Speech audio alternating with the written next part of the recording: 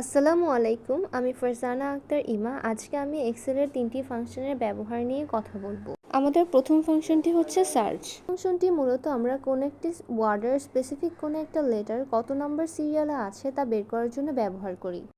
এর জন্য সমান চিহ্ন লিখে সার্চ ফাংশনটি সিলেক্ট করে আমাদের স্পেসিফিক লেটারটি লিখে আমাদের প্রথম সেলটি সিলেক্ট করে নিতে হবে। এভাবে আমাদের স্পেসিফিক লেটারটি কত নাম্বার সিরিয়ালে আছে তা চলে আসবে।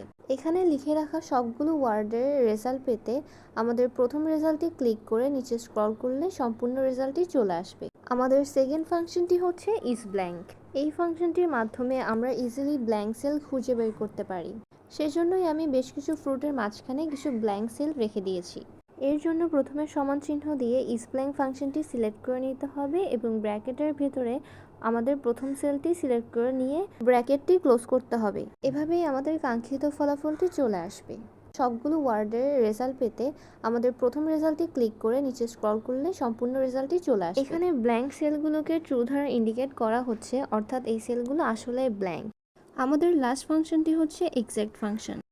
এখানে আমি 4টা সেলে ম্যাঙ্গো লিখে রেখেছি, তবে ডিফারেন্সটা হচ্ছে আমি সেকেন্ড রোতে ম্যাঙ্গো স্মল লেটার এবং ক্যাপিটাল লেটার দিয়ে লিখে রেখেছি। এই ডিফারেন্সটা ফিগার আউট করাই হচ্ছে এক্সাক্ট ফাংশনের কাজ। সেজন্য প্রথমে সমান চিহ্ন দিয়ে এক্সাক্ট ফাংশনটি সিলেক্ট করে নিতে হবে এবং ব্র্যাকেটের ভেতরে প্রথমে প্রথম সেলটি সিলেক্ট করে নিতে হবে, তারপর কমা দিয়ে সেকেন্ড সেলটি সিলেক্ট করে নিতে হবে এবং ব্র্যাকেট ক্লোজ করলেই আমাদের রেজাল্টটি চলে আসবে।